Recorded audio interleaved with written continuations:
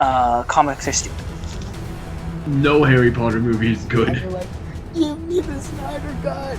Oh, sorry, just walk in front of you here. I'm gonna put my popcorn down. Oh, sorry, gotta put this here. Universal needs to sue Sony. Hey, I'm an idiot. I was fired from Fox. Let me go. I'd like actually to see Venom just crush Spider-Man. Hello, everyone. We're back today for episode 12 of this series, and we're joined by a very special guest, as we always are, John Stead. How are you doing? Really well, thank you. Thanks for having me on. I'm so glad you can make time. You're so busy right now with all of the stuff you're doing, which we will talk about later. But first, we're going to start at the beginning. So, how did you kind of get introduced to film? Definitely through the theater. So I, at the University of Saskatchewan, I'm from Saskatchewan, and entered into, I was originally going to be, I thought I was going to be the first one to, from my family to go to university. And I went to university. I thought I was going to be a teacher or a lawyer or something like that. I was going to go to university nonetheless. But a friend of mine said, you'd love the drama department. So I went into the drama department and just loved it. He said, oh, you'd love that stuff.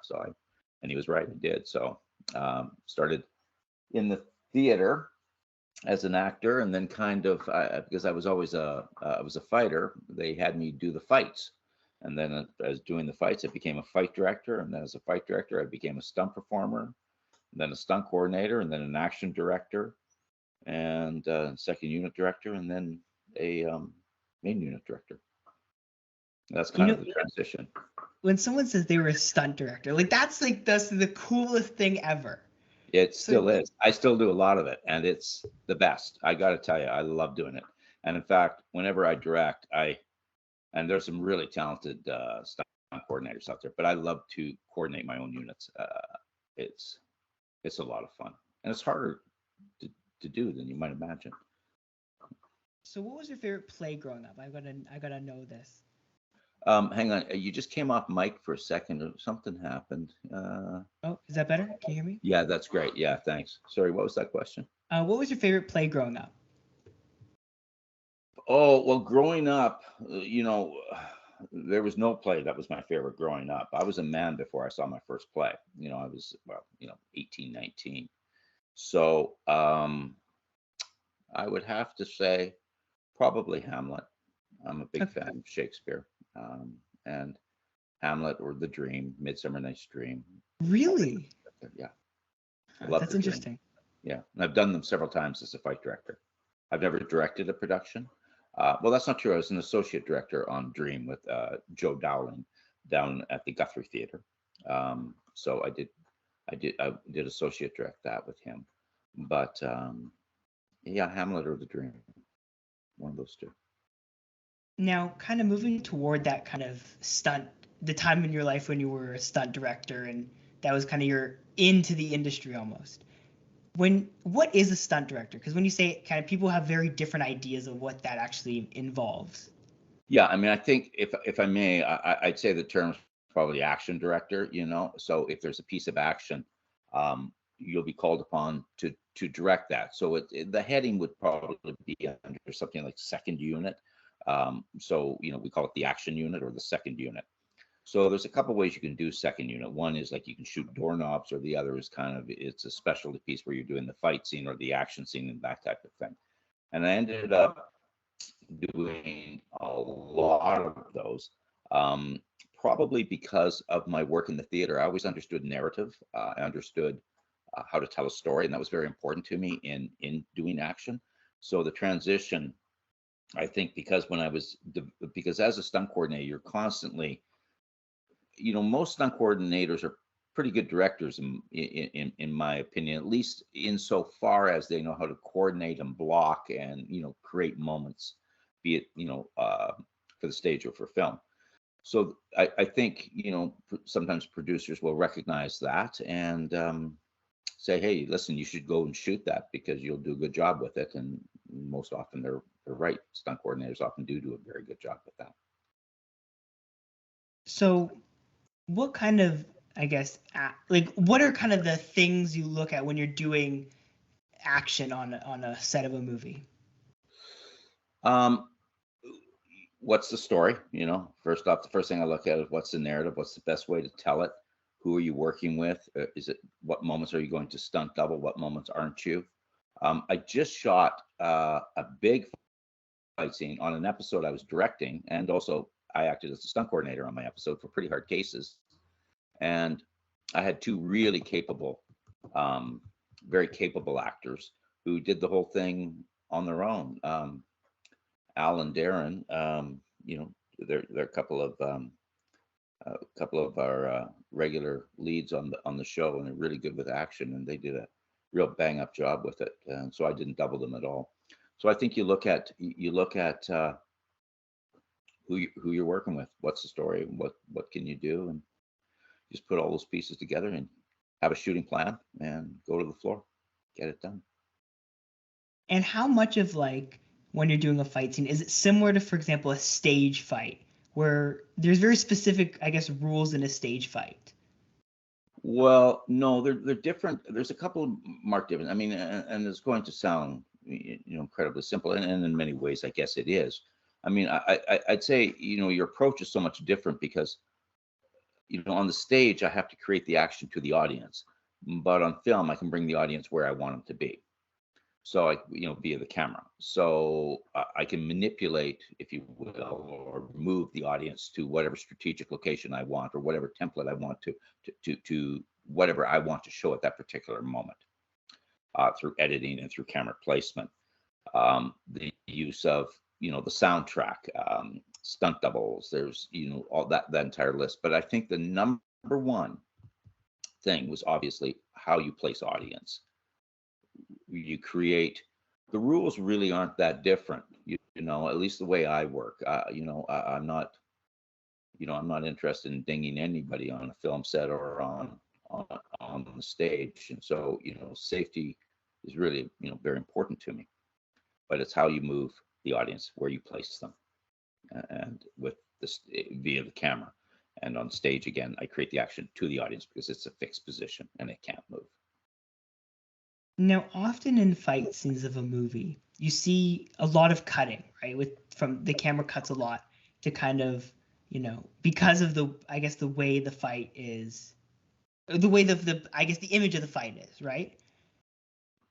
Why is it cut like that? And do you have a specific way you like with the camera, like the cuts of the camera during a fight scene? Yeah, I mean, again, it just boils down to the cuts are where you want to put the audience, right? I mean, that's ultimately what it is. We do all of this for our audience. We do all of this for people to watch our work. That's the bottom line. Okay. So the cut is simply what you want people to see at any given time. So, I mean, and as long as you never really lose track of that you're ahead of it, what do you want people to see at this moment? So, I mean, you could sit back on a great big wide shot and believe me, we've done it that way, where you just sit back on a huge wide and very proscenium and you run it. So it's almost like a stage play. It's almost it's theatrical in that sense. And you get a couple of very talented people and off they go to the races. Like cutting can be the wrong thing to do sometimes. It's simply what you want the audience to see. That's what should formulate your cut. Do you have a preference? I can tell you that I don't like fights that are too, especially when you have gifted fighters. I don't like stuff that's too tight. I want to open up the world a little bit. I want to see what's happening. I think audiences are sophisticated. I think audiences are smart. I think audiences today have seen a lot of stuff, and all that kind of cut doesn't really fool anybody. And I don't quite get it. So yeah, I'd have a tendency to say, if you said, do you have something? I'd say, try to keep it interesting. And if it's not, then you cut. You go to something else that is interesting, That's how I try to cut. So you've talked about how it's kind of almost a pet peeve of yours when you see a lot of this cutting, right? Unnecessarily, at least. Is that something you notice a lot when you're watching movies, just because of your experience? Yeah, I mean, Yeah, and yet, like I think probably my favorite filmmaker is Michael Mann, and he's not adverse to the cut. I mean, what a brilliant filmmaker though. And I guess I'm talking about there's this high pace kind of I think everyone would recognize the statement when I say there's a type of kind of action film out there today that's so cutty, and it's like you're just bombarded with image after image after image that I lose track of the narrative quite often. It's all exciting, and it's all like music and bang, bang, bang, and cut, but I really don't quite follow it. And yet, interestingly enough, the first time I saw the Bourne movies, I went, wow, that was really exciting. That was really great. And that was so cutty. I kind of lost track of it too. But see, the difference there is that I believe the filmmaker really didn't want you to really catch up. That was the whole narrative. And that was his genius of that moment, is that there was a filmmaker who understood that what he wants to portray is that, sorry, just something clicked up. There we go. What that filmmaker wanted to portray is that an average person doesn't really quite catch what Bourne's doing. He's so quick and so fast, it's almost superhuman. And so it actually lent to the narrative of the fight, which I thought was really, really quite exciting. My pet peeve has to do with just unnecessary cutting, which really has no narrative or story point, and you just kind of lose track of it all. It just becomes a bombardment of images. Does that make sense? Is there a movie in your mind which you can kind of which really epitomizes this kind of idea of unnecessary cutting, which kind of you go to as one of your... Sure, but I'm never going to say it.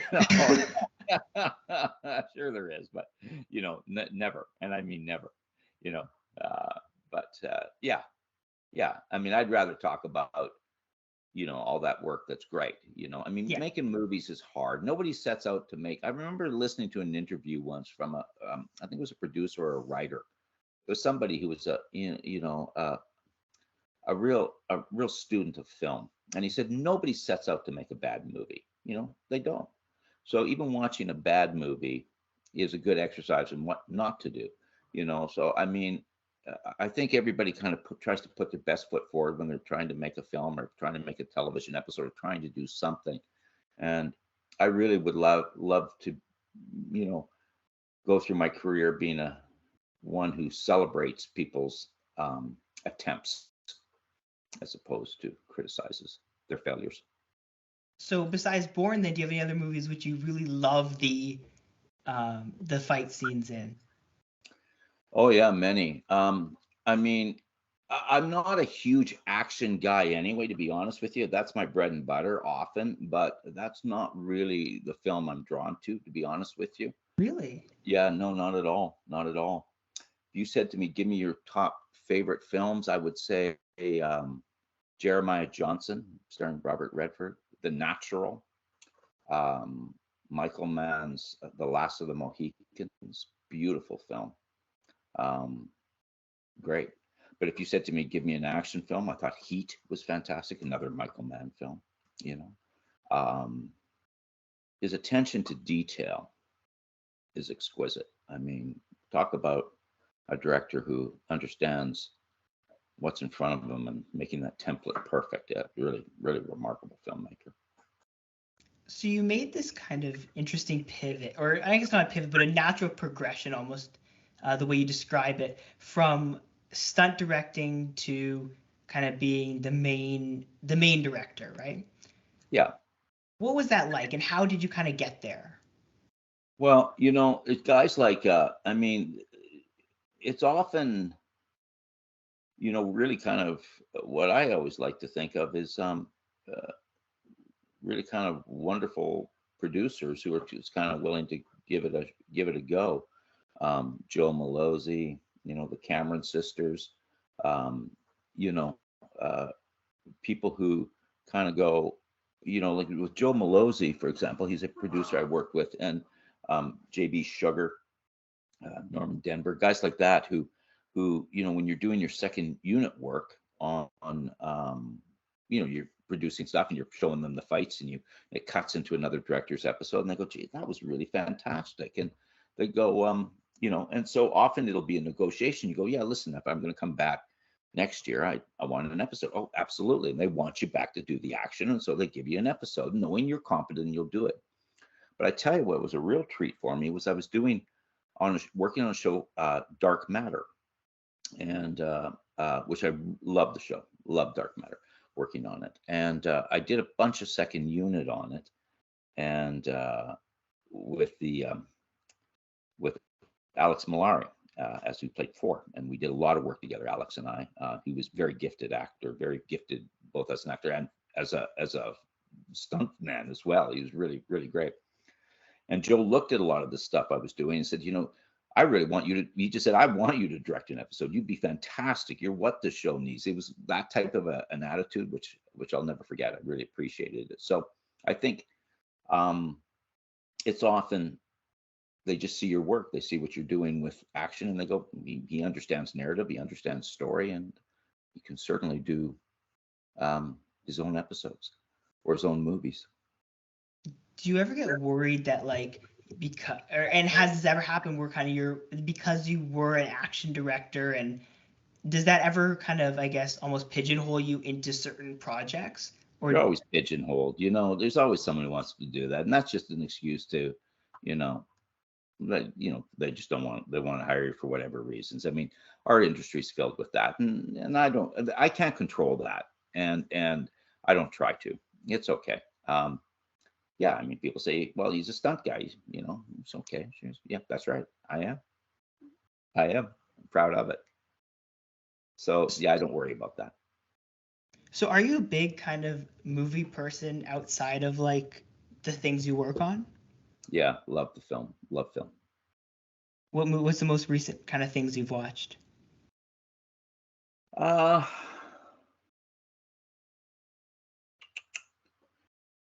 suppose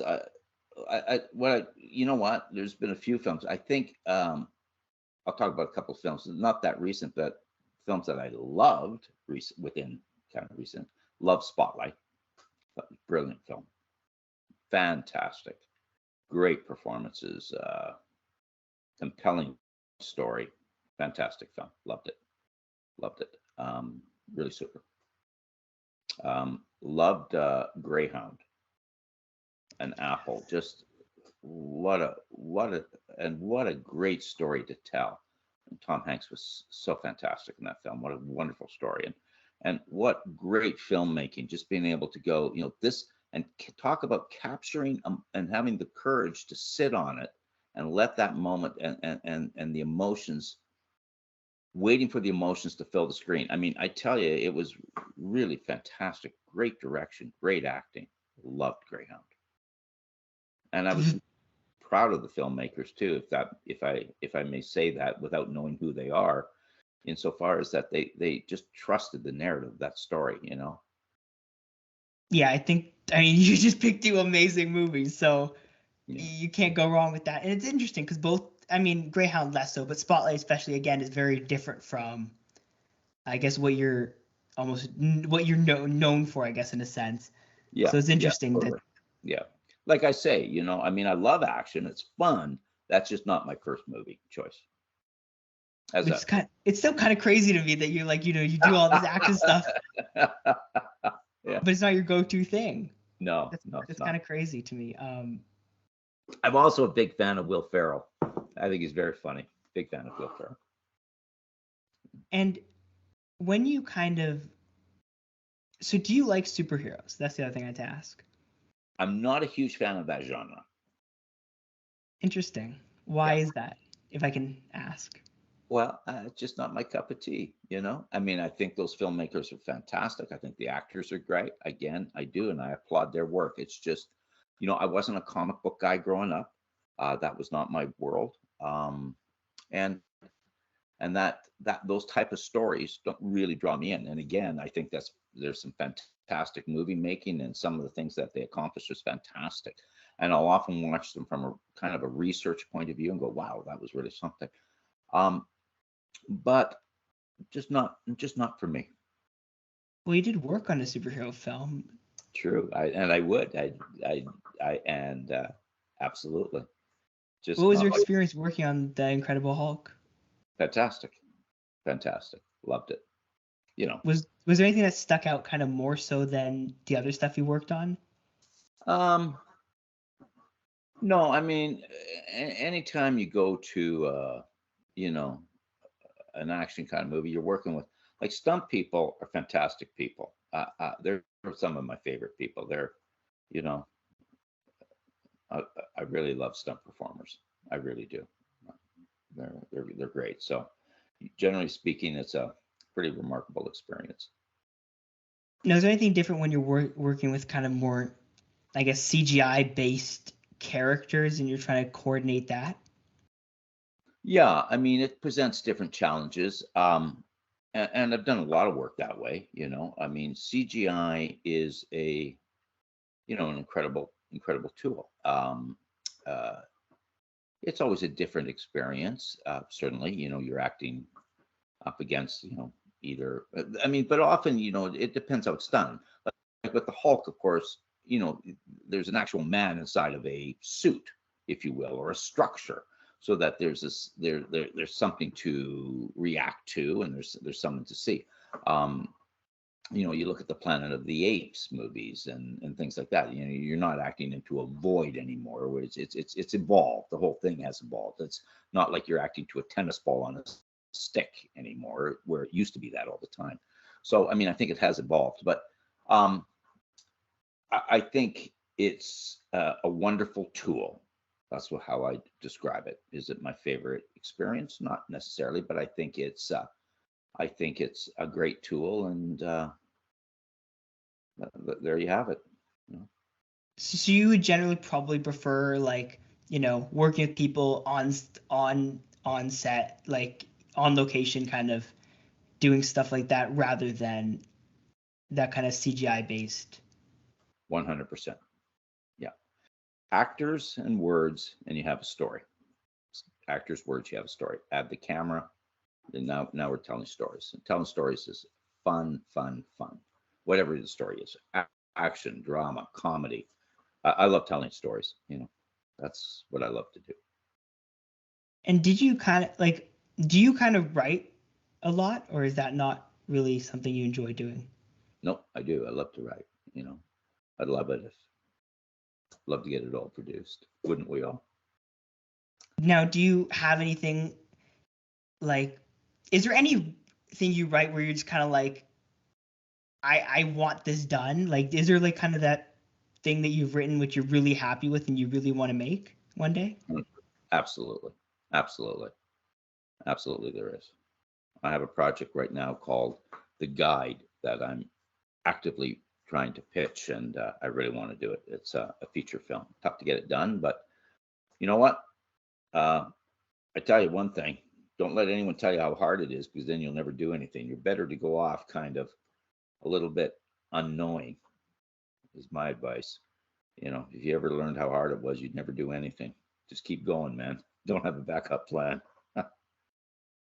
Now, when you're not kind of working on movies, what do you do kind of for fun? Well, I'm a family man, so I love to be with my family. I'm an avid outdoorsman. I enjoy that very much. So you kind of like enjoy spending time outside and Very with your much so. family? Yeah. That's fun. It's nice. It's kind of, you know, relaxing almost. Yeah.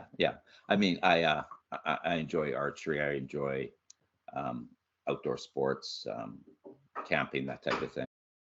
Going to be one of your edits. Sorry.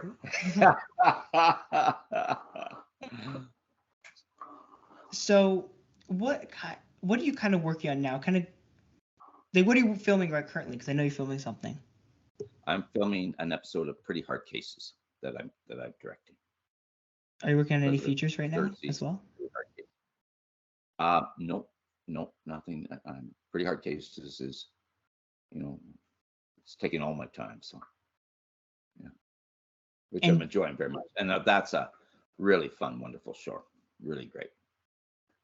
And do you have any other features that are like, you know, maybe not happening now, but you're kind of, you know, you've got plans for after Pretty Hard Cases? Yeah, there's some stuff coming down the pipe, which I'm excited about. But and some projects that I'm pitching, I'm working on, and hopefully we get off the ground. But we'll see how it goes. We'll see how it goes. It'll be nice to take. I would like to take a little bit of a break. It's been a crazy few months, but we've been kind of going 7 days a week for a while. So it'll be nice to take a little bit of downtime. But anyway, it's fun. It's interesting though. I am, talking about stunt coordinating and directing. It's stunt coordinating can often be, I find, almost more challenging because you have to not only kind of, if you're keeping true to kind of your own vision of what that piece of action is going to be, but also now you're involving another director who's going to have his own idea. So it's finding the balance to make sure that the two of those ideas meet and come together. But when you're doing your own stuff, it's just one mind, one vision, and off you go. So it's kind of fun. And do you kind of do you look back on your work and kind of say, I could have done that better, or Oh boy. Ha! Yeah. 100%. Yeah. 100%. Are there any kind of things that stick out in your mind as like things that you're like, you remember watching again and saying, I could have made that so much better? Yeah. What often happens to me though is I'll look at something and I'll go, I remember like being fixated, going, that doesn't work. Oh, that's horrible, and not being happy with it. And then watching it like a year later, going, oh, that was quite good. So I think you can become too fixated on something that doesn't quite. It was actually for Grant Harvey, actually, who you just interviewed, and I did a thing for Grant, and he said, "Oh, John, I love it. That was great." And Grant was directing, and I was creating a big fight scene for him, and Grant was, "Oh yeah, that's great, man. I'm going to shoot it. That's great." And I watched it after, and it wasn't Grant's work was great. I was just after I thought, I don't, geez, I didn't like that. I didn't like that. I don't like that. I don't know why did I tell the story that way? I was really unhappy with it. And I kid you not, and everyone was, oh, that was so fantastic. It was great, and I was really unhappy with it. And I probably saw it literally a couple of years later, and I went, oh my God, I really like that, So and what it told me is that I think you can see things that other people aren't seeing, and that you're not doing it for yourself, and to remind yourself of the old adage, it doesn't matter what you feel, it's what you make the rest of us feel, what your audience feel and what your audience is seeing. And I mean, I think it's good to always challenge yourself, but I think you just got to be careful that it doesn't go into some gray area where you've lost perspective on it all. And do you feel like the kind of conversation around stunt actors is like, do you kind of feel like they've been very, I guess, kind of ignored by the general conversation about movies? You're talking about stunt performers? Stunt performers and just the stunt profession and just generally that kind of side of the movie, because I feel like it doesn't get talked about nearly enough. Yeah, I mean, I think people would be surprised to the degree of contribution that stunt coordinators and stunt performers have, and there's some very talented ones. I've often been kind of shocked by that, where you'll see different departments fairly strong headings in films, and stunt departments are buried. And I've often really questioned that, because so much of our work is creative, created by us, designed by us, shot by us, and in prevised and placed onto the screen.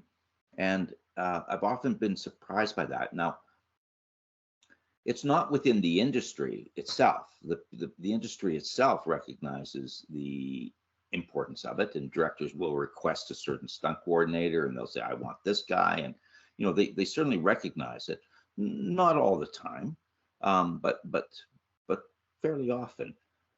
And so I guess there's a disconnect between that and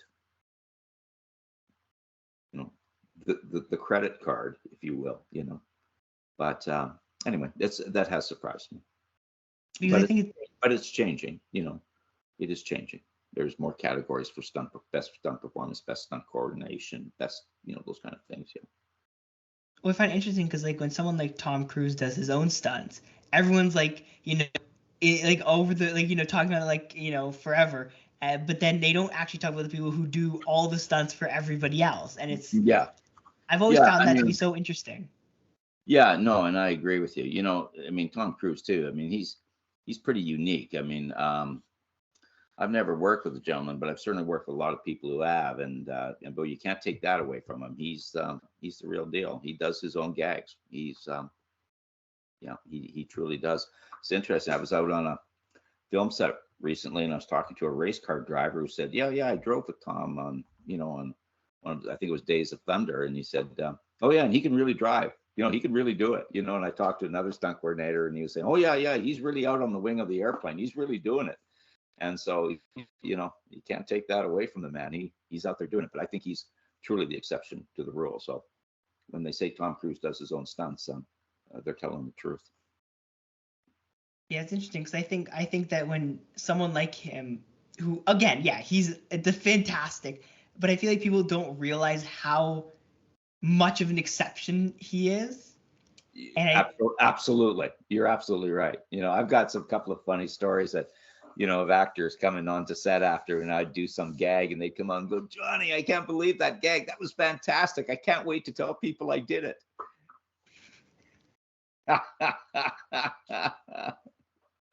Hey, that's fun. That's okay. That's all right. is that kind of like the bigger thing is like the actors just love Actors, yeah, of course. I mean, actors. I love actors. I do. I think. I mean, they're fantastic, and they're my favorite. Some of my favorite people, truly. Yeah, they want to. Who doesn't want to do a gag? Who doesn't want to do action? Just everybody does. So they're no different. They're no different. Now, do you ever almost nerve-wracking when an actor says they want to do their own stunts and you're just kind of like, Oh yeah. I mean, of course. I mean, and there's times you just you can't let that happen. You just can't let that happen. I mean, as much as they want to do it, as much as they're capable of doing it, you just can't let them do it because, the term stunt, if you don't look at the watered down version of that, it's a stunt. And the reason it's a stunt is because it's inherently dangerous or has the potential for risk and potential harm. So, you have to be very careful on how you approach that. and how much is it just in general when you're dealing with this kind of thing? There's that worry of like something going wrong. Like you've seen a lot of these sad stories from sets, especially more recently, where Yeah. there been, stunts gone wrong and which results in hospitalizations and. Yeah. I mean, again, I'll say everybody can coordinate a stunt brilliantly once someone's been killed or hurt, right? Everyone's great at coordinating a stunt after that's happened. So, I mean, nobody sets forward with coordinating a stunt badly. You're trying to do, I believe my peers are always trying to do the best job they can. But there's an inherent danger, there's an inherent risk, and that's why you have a stunt performer in there. If it was perfectly safe, you wouldn't need stunt people. And again, I'm not condoning risk. I'm simply saying it's a risky profession. So is there a worry factor? Certainly. No, I mean, your job is to mitigate risk, is to calculate risk assessment, and do your best job to neutralize it and to foresee it. But, it's hard to sometimes do a perfectly safe car hit. You're still hitting someone with an automobile. You do all the tricks in the trade you can, be it, you could do it in camera with split screens. You can do it with, vis effects. You can do it with wire pulls. You can do it with sinking a steel plate underneath or a helmet plate underneath the wig. You can, break it up into cuts. You can just do a marquee shot where it's one enemy. There's 1,000 ways to do a gag. There's 1,000 ways to do a gag, and you just got to try and foresee the outcome the best of your ability and do what you can to protect the performer and to get the end result that you're looking for to put on screen. Have there ever been To answer your question specifically, yeah, there's worry. Of course, there's worry because there's risk.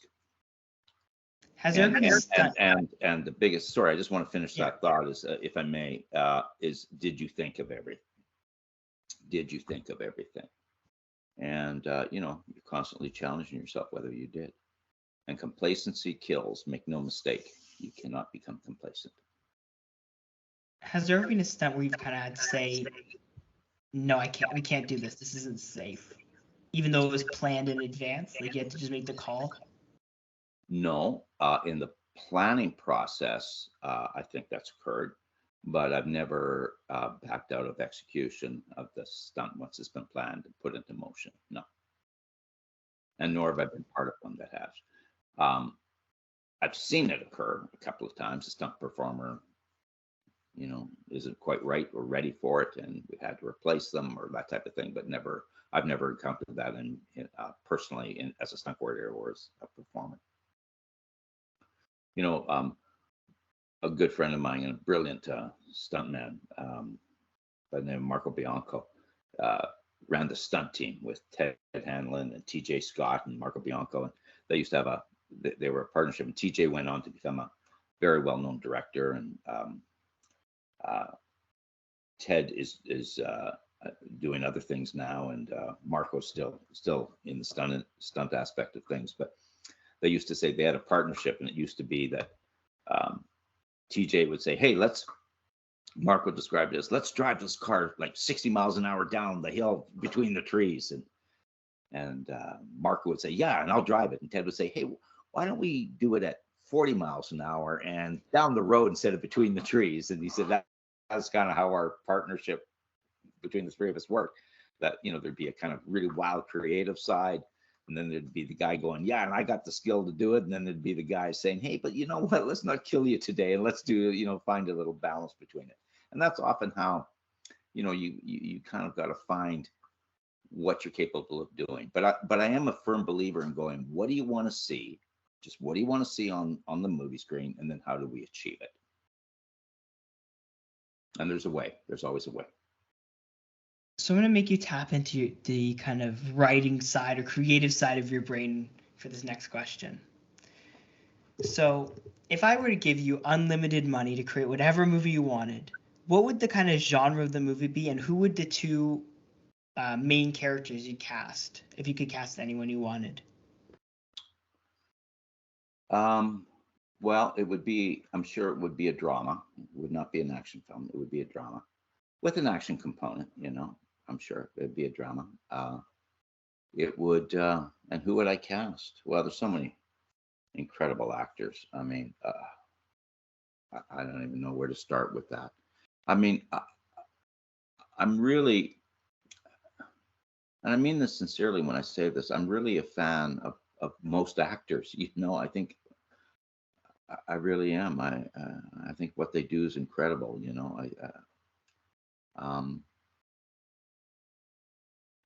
So I think I'd answer your question by simply saying I do a drama. I love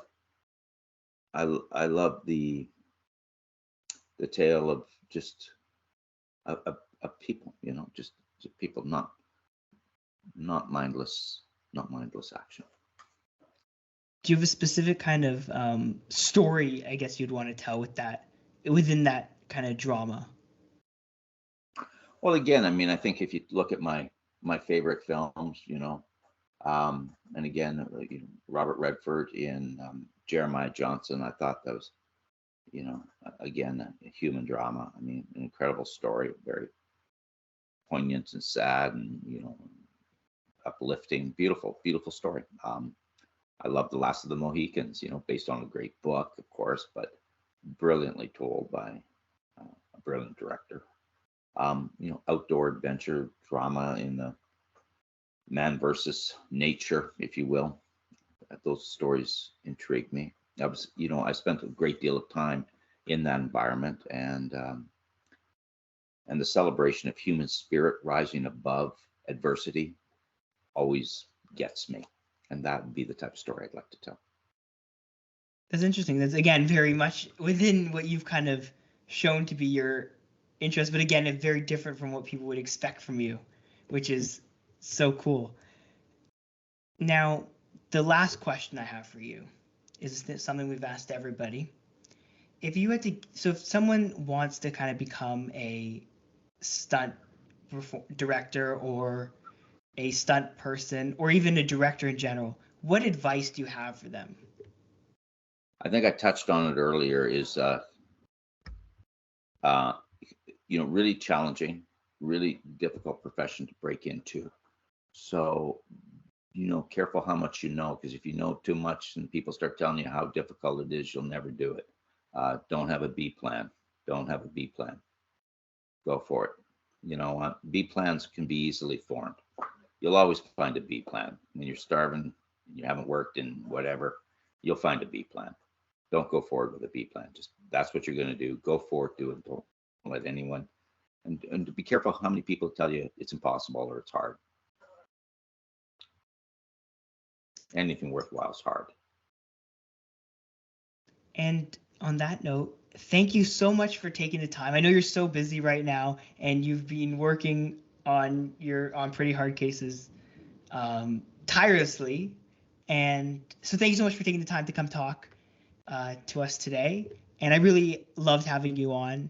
And do you want to promote anything? Social media? Pretty Hard Cases. Fantastic show. Seriously. Great. Yeah. And have your Meredith, Adrian, they're just the two leads of the show. Fantastic. Funny. What a quirky, funny show. It's different. I strongly recommend people see the show. It's really, really super. Quirky. It's got humor. It turns on a dime to serious. It's really a kind of offbeat show. It's fun. And your social media is underneath your picture on the screen, so people can see it. So people can go follow that too. Thank you again so much for coming on. Thank you for having me. Much appreciated. Pleasure speaking with you. And I can talk about film all the time, so it's good. And we'll love to have you back at some point, maybe down the line. Great. Yeah. And thank you everyone for watching episode 12. And don't forget to like, subscribe, comment if you're listening to on the podcast, leave a review, a rating, and follow the podcast. And stay tuned for episode 13 next week. Thank you all, and see you all next time. Bye-bye.